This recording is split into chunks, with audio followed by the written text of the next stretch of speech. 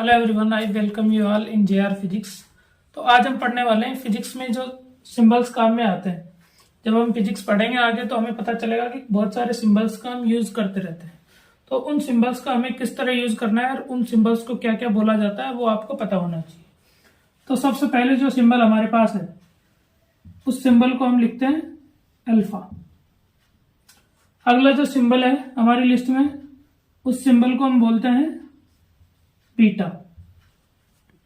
ये जो वाई जैसा सिंबल बना हुआ है इस सिंबल को हम पढ़ते हैं गामा।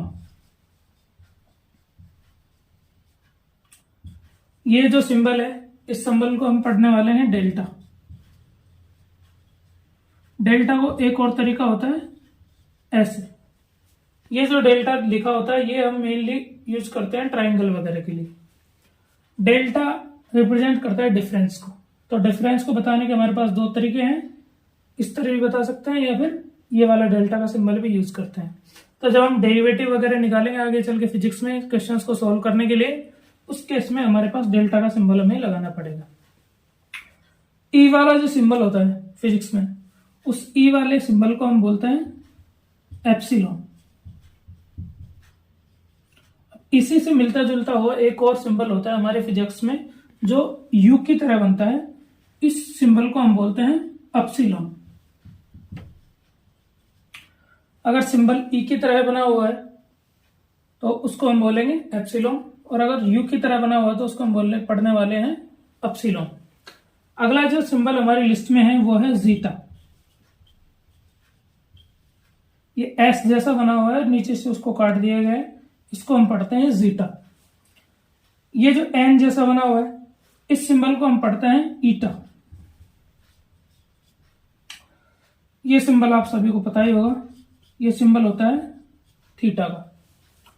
अगला जो सिंबल हमारी लिस्ट में है उसको हम पढ़ते हैं आयोटा। आई बना हुआ है तो इसको हम पढ़ते हैं आयोटा, और आयोटा की वैल्यू जो होती है वो होती है √-1। अगला जो सिंबल है हम इसको पढ़ने वाले हैं कप्पा। अगला जो सिंबल है हम उसको पढ़ेंगे लैम्डा। ये जो सिंबल बना हुआ है हम इसको पढ़ने वाले हैं म्यू, और ये जो वी की तरह सिंबल बना हुआ है इसको हम बोलते हैं न्यू। ये जो सिंबल है हम इस सिंबल को पढ़ेंगे फाई। ये जो त्रिशूल जैसा निशान बना हुआ है इस सिंबल को हम बोलते हैं साई। एक्स जैसा जो सिंबल बना हुआ है इस सिंबल को हम पढ़ने वाले हैं काई। कई सारे टीचर्स भी पढ़ाते टाइम इसको एक्स ही बोल देते हैं और इसको एकदम एक्स की तरह लिखते हैं, लेकिन वो रॉन्ग है। इसको हम पढ़ेंगे काई। ये ओ जो होता है हमें लग रहा है ओ लिखा हुआ है, ये ओ वाला सिंबल जो होता है वो होता है ओमिक्रॉन। अगला जो सिंबल हमारी लिस्ट में है इसको हम पढ़ते हैं रो। RO नहीं RHO होता है, ये होता है रो। अगला जो सिंबल हमारी लिस्ट में है वो है सिग्मा। अब कई बच्चे इसमें कंफ्यूज रहते हैं कि हम इसको भी क्या बोल देते हैं, सिग्मा बोल देते हैं, लेकिन अगर इसका सही प्रोनाउंसिएशन आपको पता है तो इसको हम पढ़ते हैं समेशन। हम इसको यूज करते हैं सम निकालने के लिए। सम टोटल किसी भी अमाउंट का, एंटिटी का क्या होगा उसको निकालने के लिए हम किसका यूज करते हैं, समेशन का यूज करते हैं। सिग्मा के बाद में जो हमारे पास सिंबल है वो है टाउ का। अब ये टाउ नहीं है, इसको हम बोलेंगे टाउ। तो ये कुछ इंपॉर्टेंट सिंबल्स थे जो हम फिजिक्स में यूज करने वाले हैं। उसके अलावा और भी काफी सारी इंपॉर्टेंट चीजें हैं फिजिक्स में जिनको हम 1 बाय 1 करके देखने वाले हैं। अगली जो इंपॉर्टेंट चीज है फिजिक्स में देखो काफी बड़ी क्वांटिटीज भी होती है और काफी छोटी क्वांटिटीज होती है। जैसे कि बहुत बड़ी अगर क्वांटिटी मुझे बतानी होगी, अगर पृथ्वी से सूर्य की दूरी है बहुत ज्यादा है, हम उसको एक सिंपल डिजिट में नहीं लिख सकते, तो फिर हम उसको कैसे बताते हैं, 10 की पावर में बताते हैं। वैसे ही कोई क्वांटिटीज बहुत ज्यादा छोटी होती है, जैसे कि 2 एटम के बीच की डिस्टेंस अगर हम कहें बहुत छोटी डिस्टेंस है, नेक्ड आइज से हमें बिल्कुल पता ही नहीं चलेगी कितनी डिस्टेंस है। अब अगर हम ये इस बोर्ड की भी बात करें तो ये बोर्ड दरअसल किससे बना हुआ है? एटम से बना हुआ है। तो मिलियन बिलियन एटम्स है इसके अंदर। तो दो पर्टिकुलर एटम्स के बीच की जो डिस्टेंस होती है वो बहुत ज्यादा छोटी होती है, जैसे कि 10⁻⁻15 मीटर अगर न्यूक्लियस की बात करें तो, और अगर एटम्स के बीच की डिस्टेंस की बात करें तो 10⁻⁻10 मीटर। तो अगर इस तरह बहुत ज्यादा छोटी क्वांटिटी या बहुत ज्यादा बड़ी क्वांटिटी हमारे पास हो तो हम उनको कैसे रिप्रेजेंट करते हैं? तो इसके लिए हमारे पास दो कैटेगरी है। एक तो होती है मल्टीपल और एक क्या होती है? सब मल्टीपल। अब ये मल्टीपल सब मल्टीपल क्या है? अगर हम किसी भी चीज को 10 की पॉजिटिव पावर के रूप में लिखते हैं तो उसको हम क्या बोलेंगे? मल्टीपल बोलेंगे।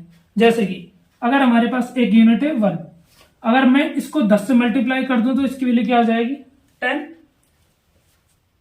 तो इसको मैं लिख सकता हूं 10⁻1। वैसे ही अगर मान लो इसको फिर से 10 से मल्टीप्लाई कर दिया जाए तो ये हो जाएगा 100। तो इसको हम कैसे लिखेंगे? 10⁻2। उसी तरह अगर मान लो क्वांटिटीज हमारे पास बहुत ज्यादा बड़ी है तो हम उनको कैसे रिप्रेजेंट करेंगे वो हम देख लेते हैं। सब मल्टीपल का अगर आपके पास स्केल है तो आप देख सकते हो कि स्केल मान लो 15 सेंटीमीटर का स्केल आपके पास, तो 1 सेंटीमीटर को भी उन्होंने 10 छोटे छोटे हिस्सों में बांटा गया है। तो 1/10वां भाग जो 1 सेंटीमीटर का है उसको हम क्या पढ़ने वाले हैं? 1 मिलीमीटर, mm। तो किसी भी क्वांटिटी को बड़ा भी किया जा सकता है और छोटा भी किया जा सकता है। तो अगर क्वांटिटी को हम छोटा करते हैं तो उसके हमारे पास क्या क्या बोलेंगे उसको? Deci, centi, milli, micro, nano, pico, femto. Deci का मतलब होता है 10⁻⁻1। किसी भी क्वांटिटी का 1/10वां भाग जो होता है वो क्या होता है? डेसीमीटर, हम उसको बोलेंगे। सेंटी का मतलब होता है 10⁻²। अगर 1 मीटर का 100वां भाग अगर देखा जाए तो उसको हम क्या बोल सकते हैं? फिर सेंटीमीटर बोल सकते हैं। मिली का मतलब होता है 10⁻⁻3। माइक्रो का मतलब क्या होता है? 10⁻⁻6। नैनो का मतलब 10⁻⁹। आपने पढ़ा होगा न्यूज़पेपर वगैरह, अगर आप पढ़ते हैं तो नैनो ट्यूब होती है। तो नैनो ट्यूब का मतलब क्या होता है कि उसकी साइज कितनी रहेगी? 10⁻⁹ मीटर की रेंज में रहेगी। तो इसलिए हम उसको क्या बोलते हैं? नैनो। अब आपके ये लैपटॉप वगैरह, मोबाइल वगैरह में जो चिप्स इस्तेमाल होती है उन चिप्स को भी क्या बोलते हैं? नैनो चिप बोलते हैं। सिलिकॉन जर्मेनियम से बनती है। तो जो नैनो चिप का मतलब होता है उस चिप के अंदर जो भी एलिमेंट्स लगाए गए हैं उनकी साइज क्या रहेगी? 10⁻⁹ मीटर। इतनी शॉर्ट रेंज में जाकर उनको बनाया जाता है। पीको का मतलब होता है 10⁻12 मीटर और फेम्टो का मतलब होता है 10⁻15 मीटर। ये जो रेंज होती है फेम्टो 10⁻15 मीटर, इसको हम फर्मी भी बोल देते हैं। तो फर्मी क्या होती है? दो या फिर किसी भी एटम के अंदर जो न्यूक्लियस की डिस्टेंस होती है, न्यूक्लियस की साइज हम किस रेंज में बताएंगे? तो फर्मी की रेंज में बताएंगे। ऐसे ही एक अलग क्वांटिटी जो हम यूज करते हैं एंगस्ट्रॉम।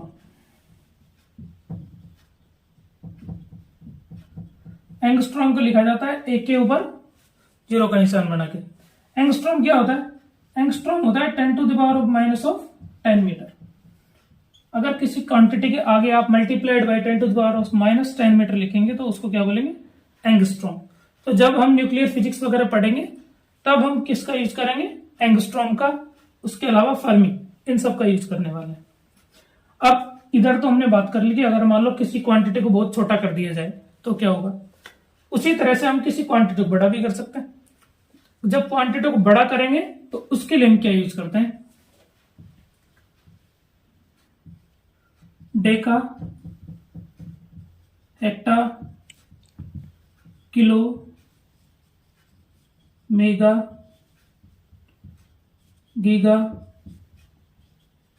टेरा, पीटा। डेका का मतलब होता है 10⁻⁴ अगर किसी चीज को 10 से मल्टीप्लाई कर दो किसी भी क्वांटिटी को तो उसको हम बोलेंगे डेका। हेक्टा का मतलब क्या हो गया 10⁻² से मल्टीप्लाई, मतलब कि 100 से मल्टीप्लाई करना। किलो का मतलब होता है कि 10⁻³ से मल्टीप्लाई करना। इसको हम रिप्रेजेंट करते हैं के से।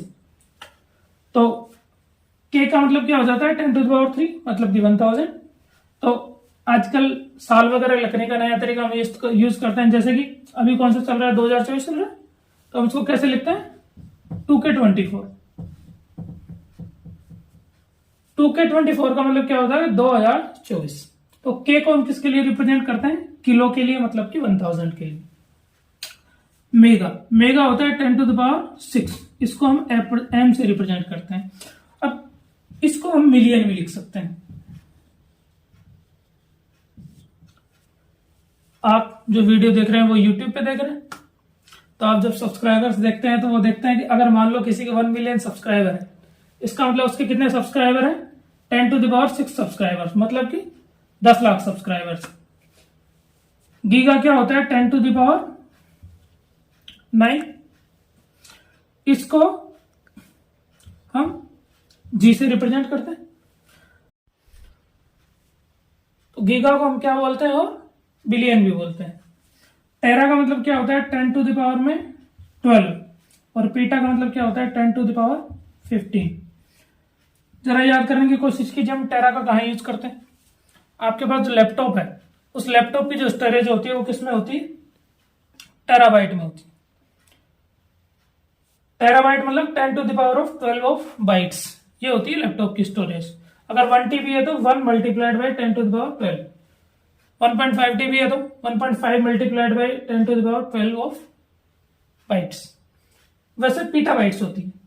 पीटाबाइट्स किसकी स्टोरेज हो सकती है जो सुपर कंप्यूटर्स वगैरह इस्तेमाल करते हैं।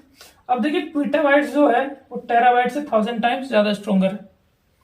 10⁻12 और 10⁻15 में कितना का डिफरेंस है 10⁻3 का, मतलब ये इससे कितना गुना स्ट्रॉन्गर है 1000 टाइम्स स्ट्रॉन्गर है। ठीक, तो ये हम किसके लिए यूज करते हैं लैपटॉप वगैरह की स्टोरेज के लिए। फिजिक्स के और भी बेसिक्स की वीडियो 1 बाय 1 करके अपलोड करते रहेंगे। इस वीडियो को आप अपने साथ के सभी दोस्तों के साथ शेयर करें जो नीट की तैयारी कर रहे हैं, जेईई की तैयारी कर रहे हैं या फिर 11th-12th क्लास में पढ़ रहे हैं। तो ये वीडियो सभी के लिए इंपॉर्टेंट रहेगा। हम आगे आने वाली सीरीज में हम पूरी फिजिक्स कवर करने वाले हैं, तो हमारे चैनल को सब्सक्राइब करें। Thank you for watching.